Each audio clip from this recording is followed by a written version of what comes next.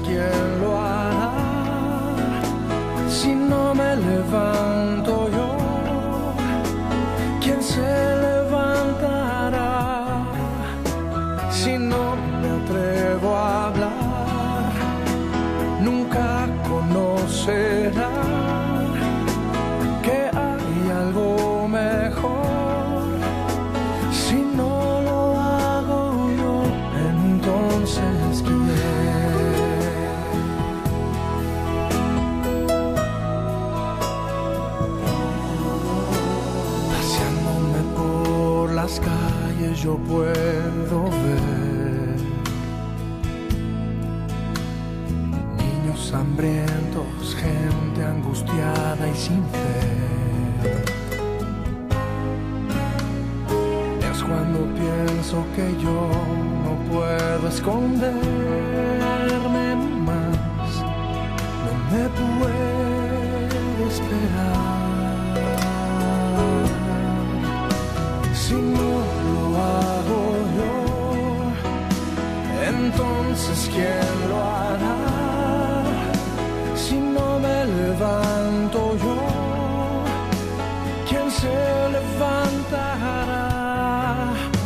Si no me atrevo a hablar, nunca conocerán que hay algo mejor.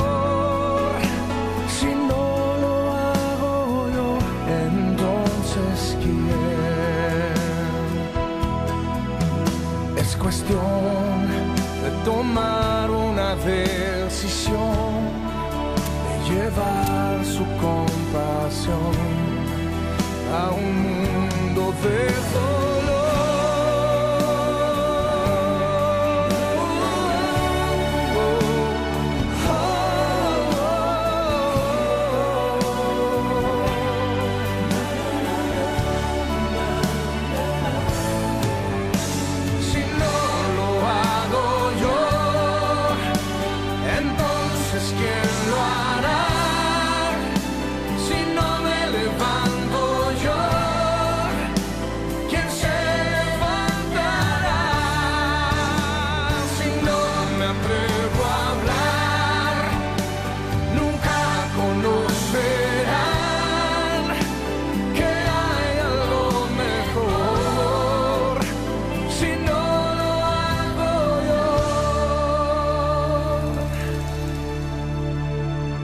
Entonces ¿quién?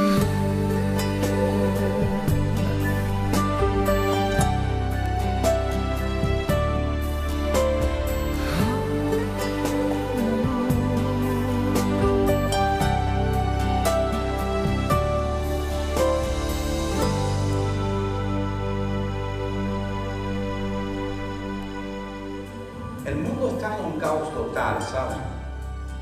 Hay mucha necesidad. Y Jesús dijo, en los últimos tiempos el amor de muchos se enfriará. Habrá mucha maldad, enfermedad, terremotos, guerras. Él dijo, no se preocupen por eso. Eso es necesario que suceda. Una de las tareas más difíciles de la iglesia es anunciar a Jesucristo. Es de lo que más hablamos, o es de lo que más se habla, pues es lo que menos hacemos. Durante mi vida cristiana he escuchado mucha gente decir las siguientes cosas. Necesitamos hablarle de Cristo a la gente que está perdida. Necesitamos hacer que la iglesia crezca hablando de Jesús, evangelizando. No sé si usted ha escuchado eso cuando. Necesitamos hablarle a nuestros amigos, a nuestros familiares. Necesitamos hablarle de Cristo a los encarcelados, a los perdidos, a los pobres, a los indigentes. ¿Ha escuchado usted eso? Los que tenemos años en el Evangelio y conociendo pues esa carrera que Dios nos permite vivir dentro del cristianismo, escuchamos decir necesitamos. Fíjese que hay una palabra en todas esas afirmaciones, necesitamos. Entonces, ¿quiénes están realmente necesitando? ¿Quiénes están realmente necesitando saber que hay que anunciar el Evangelio? En la iglesia de hoy están necesitando entender la importancia de ser una iglesia evangelística y misionera. Entonces, ¿quiénes están realmente necesitando ser discipulados, ser enseñados? Nosotros como iglesia. Yo preguntaría, ¿quiénes de los cristianos de todas las iglesias necesitarían ser enseñados a que sientan la necesidad de hacerlo? No quiero decir que usted nunca lo ha hecho, que nunca ha hecho un trabajo evangelístico, no. O que usted nunca ha compartido del evangelio con alguien. Yo no estoy diciendo eso. El problema consiste en que hay muchas cosas que nos distraen. Hay muchas cosas que necesitamos aprender en cuanto a eso. Y hay dos cosas de todas esas que yo quiero enseñarles hoy. Y la primera es que necesitamos ser disciplinados. Y lo segundo, necesitamos estar realmente convencidos. Disciplinados y convencido. Disciplinado quiere decir, es un conjunto de reglas o normas cuyo cumplimiento de manera constante conduce a cierto resultado. Y convicción es seguridad que tiene una persona de la verdad o certeza de lo que piensa o siente y ejecuta sin vacilar lo que cree. Sin darnos cuentas, han surgido muchas distracciones para la iglesia. La iglesia está distraída. La iglesia está distraída. Desvían la visión que Jesús ejecutó allá en Mateo 28. No sé si usted lo quiere buscar, es un texto que todos lo sabemos. Como la organización bautista tiene como base Mateo 28 como la visión fundamental de la iglesia. Dice, toda potestad me es dada en el cielo y en la tierra. Fíjense la visión de Jesús. Por eso vayan y hagan ¿qué? Creyentes. ¿Cómo dice el texto? Los que pueden prender sus Biblias, los que pueden leerlo. Dice, hagan creyentes, hagan asistentes a las iglesias. Dice, hagan ¿qué? Discípulos. ¿Qué es un discípulo? Es una persona disciplinada y convencida. Ahora fíjense esto. ¿En qué necesitamos ser disciplinados? Quiero que usted preste atención, que usted va a decir, pero ¿qué tiene que ver esto con que yo tengo que hablarle de Jesús a una persona? Decir, mira, Jesús es paz, Jesús es amor, Jesús es transformación, Jesús es un nuevo estilo de vida, Jesús es santidad, Jesús es aquella persona que se aleja del pecado, Jesús es aquella que enseñó a ir al templo, orar, compartirse, misericordioso, bondadoso, amoroso, perdonador, ¿cierto? Usted dirá, ¿Qué es eso que va a decir el pastor? Pero escuche, necesitamos ser disciplinados en nuestro devocional diario. Usted tiene que ver lo que es alimentarse espiritualmente. Gracias, hermano. Todos tienen que ver con alimentarse espiritualmente, con nuestro crecimiento en la fe, con nuestra disciplina en cuanto a orar. Usted dice, ¿qué tiene que ver esto? Escuche, cuando dejamos de alimentarnos físicamente, nos debilitamos, nos enfermamos, nuestro organismo decae, la buena salud desaparece y llegan las enfermedades. Puede ser que usted coma muy bien y cuando llega el médico le dice, mire, usted ha comido bien, pero se ha alimentado mal. Y así pasa, iglesia, nos alimentamos tanto de la palabra de Dios, que estamos tan obesos espiritualmente, conocemos tanto de Dios, pero la fibra que es anunciar el Evangelio de Cristo no está allí. Comemos mucho, pero realmente no nos estamos alimentando. Así como nuestro organismo decae por falta de alimento físico, así decae nuestra fe y nuestro ánimo. Al descuidar nuestra relación con Jesús por medio del devocional diario. ¿Qué hacemos en el devocional? Leemos la Biblia, oramos, tenemos comunión con Dios, hacemos ayuno y oración. ¿Sabe usted que Jesús habló de esto? Yo quisiera que usted busque Mateo 26, 40 al 43. Vamos a ir engranando el por qué una iglesia que se prepara para impactar una ciudad o una comunidad tiene que orar. Cada persona tiene que orar. El verdadero avivamiento, escuchen, no es una tremenda música. No es ser una iglesia activista, full de actividades, no. El verdadero avivamiento de una iglesia está cuando cada familia está orando y se está relacionando con Dios. Está leyendo su palabra. Está ejecutando lo que Dios le dijo. Entonces, ¿qué dice Mateo 26, 40 al 43? Lo voy a leer en la Nueva Versión Internacional, puede ser que usted tenga ahí Reina Valera. Dice, luego volvió Jesús donde estaban sus discípulos. Los encontró dormidos. Quiero ir un poco atrás. Jesús acababa de salir de la Pascua, había hecho la Pascua con los discípulos, había ido al Monte de los Olivos, fue a Getsemaní a orar. Jesús fue a orar y escogió a 3 personas, a Pedro y a 2 hermanos.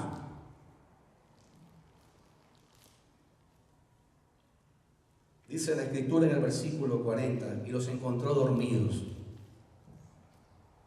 No pudieron mantenerse despiertos conmigo ni una hora. Jesús dice, muchachos, ni siquiera una hora oraron conmigo. Y les dijo a Pedro, estén alerta y oren para que no caigan en tentación. El Hijo de Dios estaba orando. Emmanuel, Dios con nosotros, fue a orar. Le digo, es necesario que ustedes velen. ¿Saben lo que es velar? Es estar vigilante, porque el mundo, escuche esto, el mundo no perdona. Y el príncipe de este mundo tiene un nombre, claro. Pero Jesús es el Rey de Reyes. Jesús le dijo, el espíritu está dispuesto. ¿Cuántas cosas no queremos hacer con nuestro espíritu, verdad? Oye, yo quisiera hacer grandes cosas. Yo a veces pienso, ¿cuántas cosas quiero hacer para Dios? En mi corazón, en mi alma anhelo hacer muchas cosas para Dios. Pero realmente cuando caemos en cuenta la humanidad donde vivimos, el cuerpo nos debilita. Y Jesús dijo, tienen que orar para estar firmes en el trabajo que van a hacer.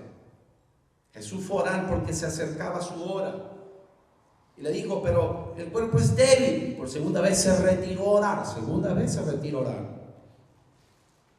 Padre mío, si no es posible evitar que yo pase este trago amargo, hágase tu voluntad. Cuando volvió otra vez, los encontró dormidos, porque se les cerraron los ojos de sueño. Así que los dejó y se retiró a orar nuevamente. El Hijo de Dios orando. Jesús era 100% Dios, era 100% hombre. Y como hombre nos enseñó que nosotros tenemos que orar. Orar es comunión, es conectarnos con Dios. Es la única llamada telefónica gratuita. Solo que tienes que arrodillarte, o estar de pie, o tirado al suelo, postrado, y orar a Él. Según la Biblia, quisiera hacer esta pregunta, usted participe, vamos a hacer algo cortico. ¿Quién fue el primer misionero según la Biblia?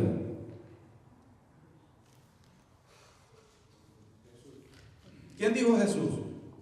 Entonces usted merece 2 almuerzos hoy, hermano. Porque el primer misionero que vino a este mundo a traer el evangelio de salvación fue Cristo. ¿No es así? Vino a traer el mensaje de paz. Nos vino a dar la tarea que debemos continuar de parte de Él. Él fue el primer misionero. El mensaje del evangelio de Jesús estaba acompañado de sacrificio. Escuche esto.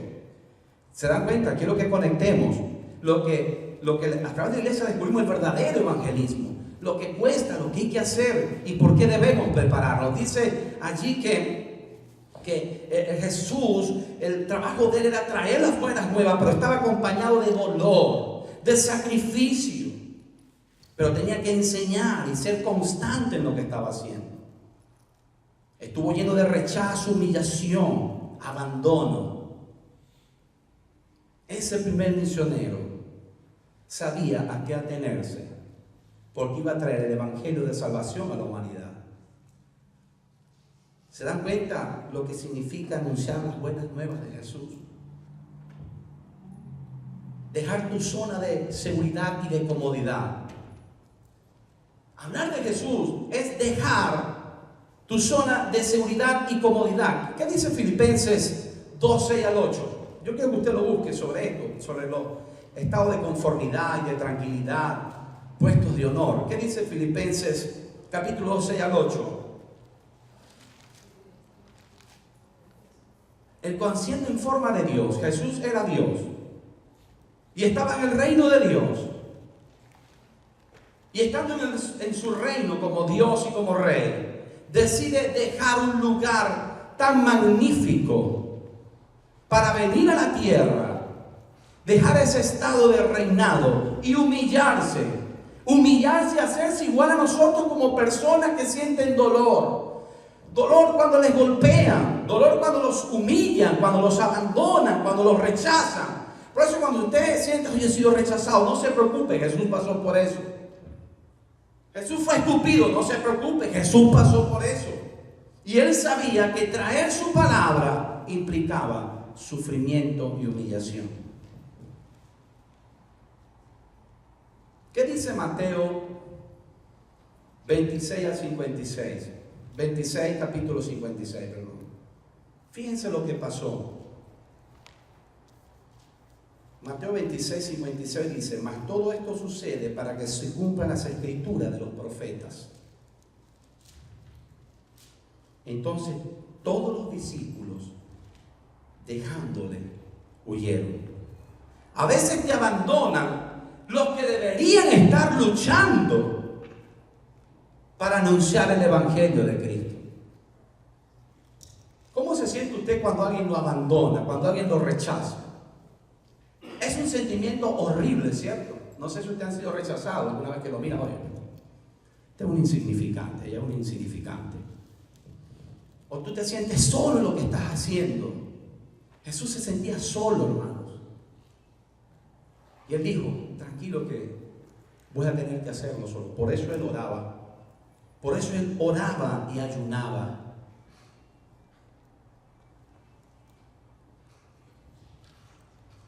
¿Se recuerdan una historia de un hombre lunático, endemoniado, allá en Mateo 17, 14 al 21? Ahí hay una historia importante. No sé si usted quiere buscarlo allí, Mateo 17, 14 al 21. Unas personas agarraron a esta persona poseída y se la trajeron a los discípulos de Cristo. Dijeron: ustedes son los seguidores de Jesús, ustedes van a poder hacerlo. Y dice que no pudieron liberar a ese hombre. Dijeron: Jesús, aquellas personas que te siguen, que creen en ti, no pudieron hacer nada con este hombre. Jesús dice unas palabras y generación de incrédulos. Y al final del texto, allí en el capítulo, versículo 21, dice, porque este género no sale sino con ¿qué? Oración y ayuno. ¿Se dan cuenta? De repente pensamos que el trabajo de ir a llevar el evangelio es solamente ir con una sonrisa, es estar preparados en el mundo espiritual. La iglesia tiene que estar orando, preparándose en la oración. En Mateo 16, 22 al 23, habla de cómo el enemigo de Dios puede manipular a una persona y cómo puede destrozarla, manipularla. Los cristianos no podemos ser poseídos porque la Biblia dice que el enemigo no nos toca. Pero el sistema que Satanás ha implementado en nuestro mundo sí puede infiltrarnos, manipularnos. Dice ahí en Mateo 16, 22 al 23. Y vamos a ver cómo es eso de que Satanás puede influir en las personas. Entonces Pedro, tomándole aparte, porque Jesús estaba diciendo, yo voy a ser crucificado, yo voy a ser maltratado por ustedes, yo voy a ser golpeado, escupido, sobre mí van a escupir. Y Pedro lo llamó aparte y dijo, Señor, ven acá, no hagas que nada de eso te pase, tranquilo, tú necesitas hacer eso. Mira, ¿para qué todo eso? ¿Qué dice el versículo 23? Pero él volviéndose, mirando a Pedro, le dijo, quítate delante de mí, Satanás. Me eres tropiezo. ¿Lo dice así? Tropiezo. Porque no pones tu mirada en las cosas de arriba, del cielo, sino que estás poniendo tu mirada en las cosas de los hombres. ¿Se dan cuenta lo que significa anunciar el evangelio? Es estar dispuestos a estar vigilantes, a no ser manipulados por el sistema de hoy. ¿Saben algo? A mí no me gusta nombrar a esa persona. Me gusta hablar más de Cristo y del amor de Cristo, porque es lo que realmente nos mandó a hacer. Pero la Biblia también habla de Satanás. Y Satanás conoce a cada uno de ustedes. Los espíritus inmundos que cayeron cuando se rebelaron contra Dios, los conoce a cada uno de ustedes. Esta historia cuenta de que habían algunos judíos que querían ser exorcistas, veían a Pablo, el apóstol Pablo veía que él llegaba y en el nombre de Jesús pues liberaba a personas poseídas. Y vieron los hijos de un sacerdote allí que quisieron hacer lo mismo y decían, por el Jesús que Pablo habla, yo quiero que este demonio salga fuera de esa persona. Y ese demonio habló. Así lo dice la Biblia. Lee allí Hechos 19, 13 a 16. Verso 15 dice, pero respondiendo el espíritu malo, dijo, a Jesús conozco y yo sé quién es Pablo, pero ¿quiénes son ustedes? ¿Se dan cuenta? ¿Se dan cuenta? ¿Se dan cuenta de lo que significa anunciar el reino de Dios? No podemos anunciar el reino de Dios pensando en lo natural. Tenemos que pensar que cuando vamos a hablar del reino de Dios, nos estamos enfrentando a un mundo espiritual. ¿Por qué cree usted que hay tanta drogadicción? ¿Por qué cree usted que hay tantas desviaciones sexuales, orgías, borracheras, secuestros, guerras? ¿Por qué cree usted que hay todas esas cosas? Enfermedades. El hombre es causante de todo eso. Pero los enemigos del reino de Dios se han encargado de ser manipuladores. Y los cristianos no están lejos de ser manipulados.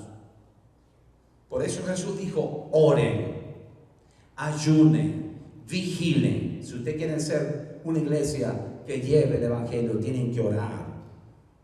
Porque ustedes están dispuestos espiritualmente. Su espíritu tiene las ganas, pero son débiles. Tienen que estar preparados para la batalla.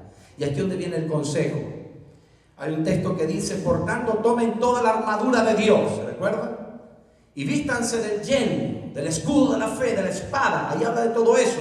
Pero al final de ese texto, que no lo tengo ahora acá en este momento, Efesios 6. Yo quisiera que usted vaya, hoy estamos como finalizando la serie de la iglesia. ¿Qué podemos descubrir por medio de la iglesia? Busque Efesios 6, 17. Efesios 6, 17, por favor. Ok, versículo 15. Dice, y calzado los pies en el apresto del evangelio de la paz, ok. Sobre todo tomen el escudo de la fe con que podáis atacar todos los dardos de ¿quién? La iglesia tiene un enemigo. Usted tiene que identificar el enemigo de la iglesia. Si usted dice, yo creo en Dios, Jesús es mi vida, pendiente, porque la Biblia dice, Jesús enseña que Él es un manipulador y es mentiroso por experiencia. Él es el padre de la mentira. Dice, tomen el yelmo de la salvación, la espada del Espíritu, que es la palabra de Dios. Y el 18 es lo que, fíjense cómo vamos a engranarlo. ¿Qué dice el verso 18? Oye, gracias, ahí me están ayudando. Dice, orando una vez a la semana. Eso es disciplina. Tenemos que ser disciplinados en la búsqueda de Dios. Dice, todos los días, en todo tiempo, ¿cierto? Orando en todo tiempo con toda oración y suplicar. Suplicar. ¿Usted ha visto a alguien suplicando para que no lo maten? Te lo pido, por favor. ¿Cuántos de aquí han sido robados alguna vez en su vida? Usted dijo, por favor, no me mates. A mí me ha pasado, ¿no? Ay, este hombre alto, un 84. Digo, pero quédese quieto. No se le vaya un disparo, por favor. Así, pero con otro tipo de clamor, de súplica, ¿no? Recuerdo que una vez estamos en nuestro negocio y estaban 4 hombres armados. Mi esposa estaba en el baño y uno me tenía apuntado. Yo decía, amigo, cuidado, se te va un tiro. Y cuando sale mi esposa del baño queda fría. ¿Qué pasa? Que te quedes quieta. Yo estaba clamando a Dios ahí, Dios mío, llévate estos hombres de aquí. Hombres manipulados por el sistema, hombres poseídos por el enemigo. Y velando en ello con toda perseverancia. ¿Se dan cuenta? Versículo 18, súplica. ¿Con quién vamos a orar? Con todos los santos. Los santos no es aquel que no ha pecado nunca, sino aquel que se aparta, que Dios aparta para su propósito. Y él dijo, oren por mí. Pablo, su nombre, que sabía que necesitaba la oración de los hermanos, dijo, oren por mí, a fin de que abrir la boca me sea dada palabra para dar a conocer con denuedo, o sea, con ánimo, entusiasmo, el evangelio de Cristo, el misterio del evangelio de Cristo.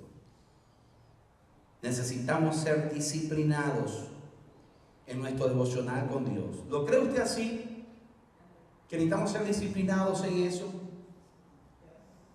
Porque hemos naturalizado el trabajo de la iglesia, no lo hemos espiritualizado.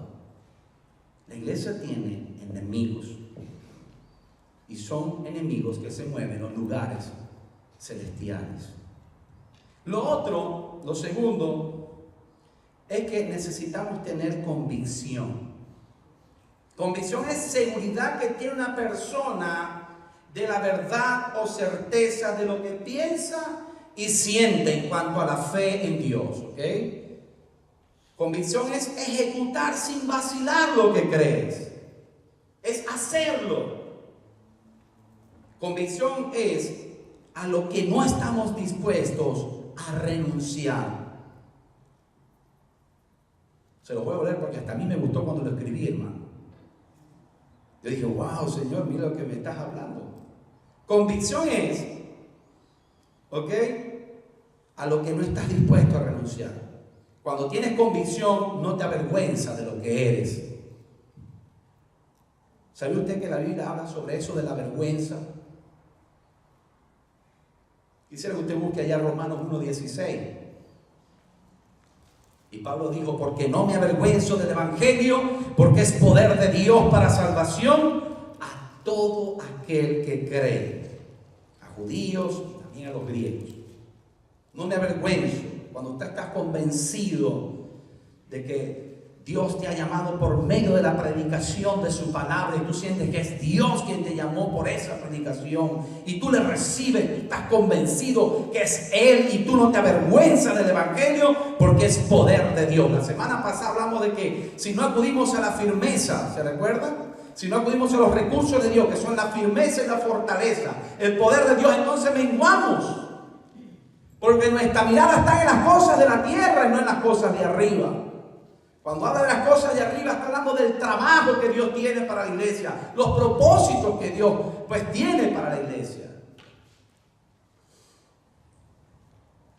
En 2 de Timoteo 2:8, esta es una carta pastoral. Pablo le escribe a un pastor. En 2 de Timoteo, una carta a un pastor, allá en 1:8, le dice, por tanto, era un joven pastor, le dijo, no te avergüences de dar testimonio de nuestro Señor. 2 de Timoteo, carta pastoral, 1:8. No te avergüences de dar testimonio de nuestro Señor Jesucristo, ni de mí que estoy preso por Él, sino participa. ¿De qué tiene que participar? De la aflicción por el evangelio. ¿Lo dice así? ¿Se dan cuenta lo que significa ser una iglesia que quiera evangelizar? Tiene que ser una iglesia que ore, que esté ayunando y que no sienta vergüenza. La vergüenza tiene efectos secundarios, ¿sabe usted eso? Quisiera que observe con atención ese texto cuando dice participe de la aflicción. Antes dijimos que Jesús fue el primer misionero y Él vino a traer un mensaje con el dolor, el rechazo, dispuesto a ser maltratado, escupido, ¿cierto? Ahora, ¿qué está usted dispuesto a hacer? Si usted dice que ama a Dios sobre todas las cosas y que usted tiene a Cristo, ¿qué está usted dispuesto a hacer por Él? ¿Qué quiere usted hacer por Él? ¡Hágalo! ¡Hágalo! No le dé vergüenza. Ahora fíjense lo que vamos a ver. Todo esto de hacer el trabajo evangelístico va más allá de lo que a veces pensamos. Va mucho más allá. Por eso les estoy hablando que por medio de la iglesia descubrimos la razón real por la cual debemos hacer ese trabajo y lo que implica hacer ese trabajo. Y lo primero que vimos es la oración. Cuando estamos convencidos de nuestra fe, de eso que creemos, no nos apartamos. Escuche bien. Cuando estamos convencidos de esa fe, que fue a través del llamado que Jesús nos hizo por medio del mensaje de su palabra, no nos apartamos, sea cual sea la circunstancia. Por eso hay que tener convicción. Romanos 8, 35 al 39. Fíjense lo que dice la Biblia de esto. Romanos 8, 35 al 39. ¿Quién nos apartará del amor de Cristo? ¿Sabe que la palabra amor es sinónimo de tiempo? Cuando usted ama a alguien, ¿usted dedica qué? Por favor, no están conmigo, no piensen en el almuerzo todavía. Amor es igual a tiempo. Entonces, si amamos a alguien, ¿qué le dedicamos? Tiempo. Si usted ama a Dios y dice que tiene a Cristo en su, usted le va a dedicar tiempo a hacer el trabajo de la iglesia. Dice, ¿quién nos apartará del amor de Cristo? La tribulación, la angustia, la persecución, el hambre, la indigencia, el peligro, la violencia. Así está escrito, por tu causa, por la causa de Cristo, siempre nos van a llevar a la muerte como ovejas al matadero.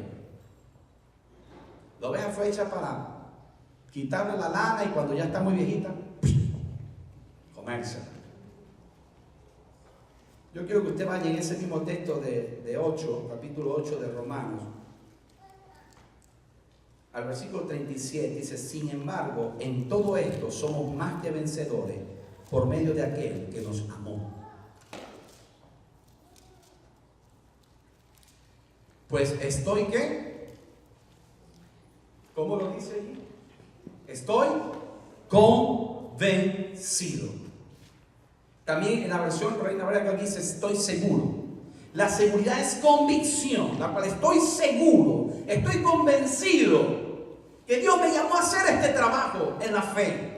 Por eso tienes que orar, porque es fácil desviarse del camino de la fe. Dependes de un hilo, porque es de Dios que tienes que depender, no de ti. No te apoyes en tu propia prudencia, dice la Biblia. No confíes en tus consejos, ve a la fuente. Por lo cual estoy seguro que ni la muerte, o sea, ni que te estén amenazando, ¿eres tú un seguidor de Cristo? Aquí no hay amenazas, hermano, de muerte todavía en este país. Ni la vida, ni te digan que vas a vivir para siempre. Ni los ángeles, ni demonios, ni cosas sobrenaturales que vengan a apartarte del camino de Dios, para que mengues para lo que Él te llamó. Ni lo porvenir, o sea, las cosas que pueden venir mañana, una enfermedad, la muerte, un choque, quedaste paralítico, minusválido, se te arrancó un miembro del cuerpo. Tú no sabes lo que puede pasar el día de mañana. Por eso es por el amor de Dios que permanecemos firmes, gracias a Él, no es por nosotros. Por eso necesitamos orar y estar convencidos. Ni los poderes, ni que tú seas un hombre poderoso, de buena posición, ni lo alto, ni que seas un hombre tan importante, rico, ni lo profundo, ni que caigas tan bajo y lo inmoral. Dios te levanta porque es el amor de Dios que te sujeta. La convicción es firmeza. Ni lo profundo, ni cosa alguna en toda la creación.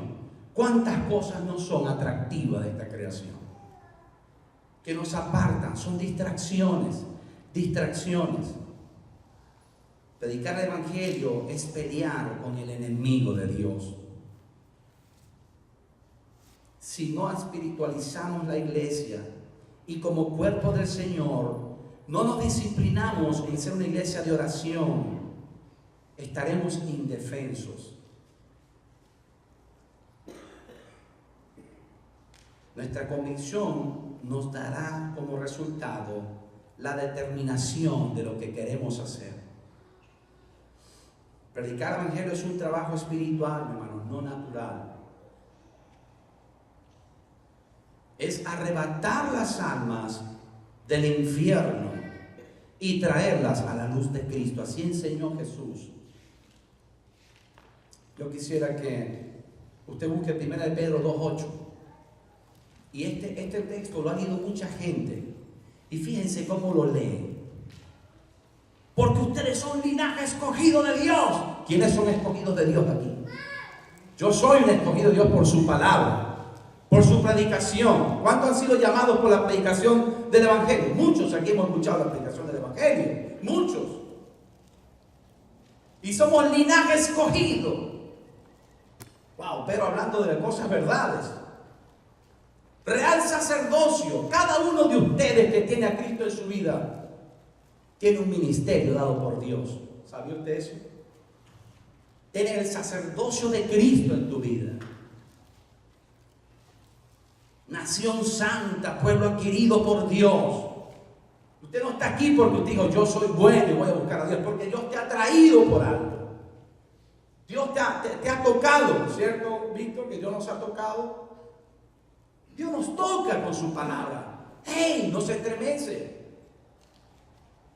Pero fíjense el final de este texto, que es lo que yo quiero que usted entienda. Para que anunciéis las virtudes de aquel que los llamó. ¿De dónde? De las tinieblas a su luz admirable. ¿De dónde? De las tinieblas. Vicios, ataduras, cadenas espirituales que atan a las personas. Gente que vive bajo ansiedad, preocupados, desesperados, a punto de quitarse la vida. Gente que puede llegar a través de un divorcio a quitarse la vida, a través de un fracaso financiero, económico, a quitarse la vida. La iglesia está para eso. Necesitamos orar y espiritualizar la iglesia y saber que nuestra lucha no es contra sangre ni carne, sino contra principados y potestades. ¿Ve lo que significa hablar del Evangelio? Va más allá de lo que nosotros, vamos a hacer esta actividad tan bella, vamos a hacer una iglesia activista, muchas actividades para que la gente venga y se distraiga. Pero vayamos allá al Salmo 127.1. ¿Qué dice el Salmo 127.1? Es un salmo que lo sabemos mucho de memoria. Si Jehová no edifica la casa, si Jehová no edifica la iglesia, en vano vamos a trabajar todos, ¿saben? Porque es Dios quien tiene que llevarse la gloria, no el hombre. Porque es la iglesia la que tiene que orar, hacer ayuno, trabajar en el amor, en el perdón, en la reconciliación, ser disciplinados en eso y estar convencidos de que tenemos que hacerlo.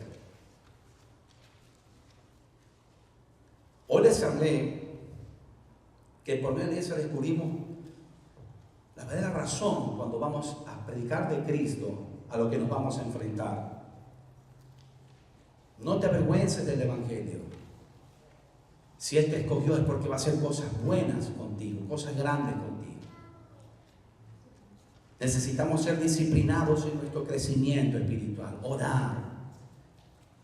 Pero no ores solo. Jesús cuando fue a orar se llevó a 3 amigos, a Pedro, se llevó a Juan y a su hermano, ¿cierto? Se los llevó a orar con él. El compañerismo cristiano es importante. Es como aquella fogata llena de carbones encendidos y cuando tú apartas 2 se apagan más fácilmente. Necesitamos reflexionar. Yo hoy quiero hacer un llamado a todos ustedes, a todos, que nos unamos en un plan, al plan que Dios tuvo en el cielo, cuando escogió a su Hijo y Él estuvo dispuesto a venir a salvar esta humanidad de la muerte eterna